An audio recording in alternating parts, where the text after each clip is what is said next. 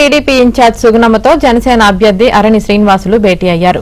సుగుణమ్మ ఇంటికి వెళ్లిన శ్రీనివాసులు తనకు మద్దతు ఇవ్వాలని ఆమెను కోరారు. శ్రీనివాసులు అభ్యర్థనకు స్పందించిన సుగుణమ్మ ఉమ్మడి అభ్యర్థి విజయానికి కృషి చేస్తామని హామీ ఇచ్చారు. జనసేన అభ్యర్థి విజయానికి కూటమి పార్టీలు నేతలు కార్యకర్తలు కృషి చేయాలని ఆమె పిలుపునిచ్చారు. మహాకూటమి విజయ దిశగా ఆంధ్రప్రదేశ్ రాష్ట్రంలో ప్రభుత్వం ఏర్పాటు కాబోతున్నది.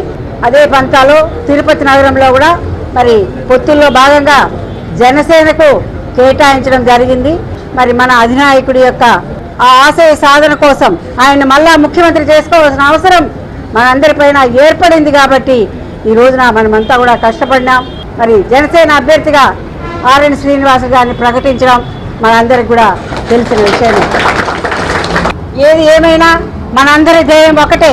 ఈ జనసేన, తెలుగుదేశం పార్టీ, బీజేపీ మహాకూటమిగా ఏర్పడి ఎవరైనా అభ్యర్థి సరే మనమంతా కూడా గెలుపు దిశగా పయనించి మన అధినాయకుడికి కానుకగా ఇవ్వాలనేదే మనందరి ధ్యేయం, ఆశయం.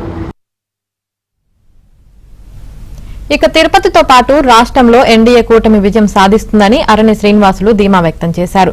రాష్ట్రంలో అరాచక పాలన అంతమయ్యే రోజులు దగ్గర పడ్డాయని, ఎన్నికల్లో కూటమి పార్టీల నేతలు కార్యకర్తలను కలుపుకొని పోతానన్నారు. వైసీపీ పాలనకు అంతం చేయడమే ఎన్డీఏ కూటమి లక్ష్యమన్నారు. ఈ గత 5 సంవత్సరాల్లో ఈ దుర్మార్గపు అక్రమాల పాలన, అవినీతిని అంతం చేయాలని 3 పార్టీల్ని జతకట్టి ఆంధ్ర రాష్ట్రాన్ని ముందుకు తీసుకెళ్లాలనే ఒక ఆలోచనతో ఈ మహాకూటమి ఏర్పాటు జరగడం తెలిసిన విషయం. ఆంధ్ర రాష్ట్రం ఎదురు చూస్తూ ఉంది. ఒక అనుభవశాలి ఉమ్మడి ఆంధ్ర రాష్ట్రాన్ని ఎలా అభివృద్ధి చేశారో అమరావతిని కూడా అభివృద్ధి చేయాలనే ఒక ముఖ్య ఉద్దేశంతో వైఎస్ఆర్ కాంగ్రెస్ పార్టీని బంగాళాఖాతంలోకి తోయడం, నెట్టడం, అంతం చేయడమే ధ్యేయంగా 3 పార్టీలు కలిసి పనిచేస్తాయి. ముఖ్యమంత్రి నారా చంద్రబాబు నాయుడు గారు అవడం తథ్యమనేసి కూడా మరొకసారి తెలియజేసుకుంటారు.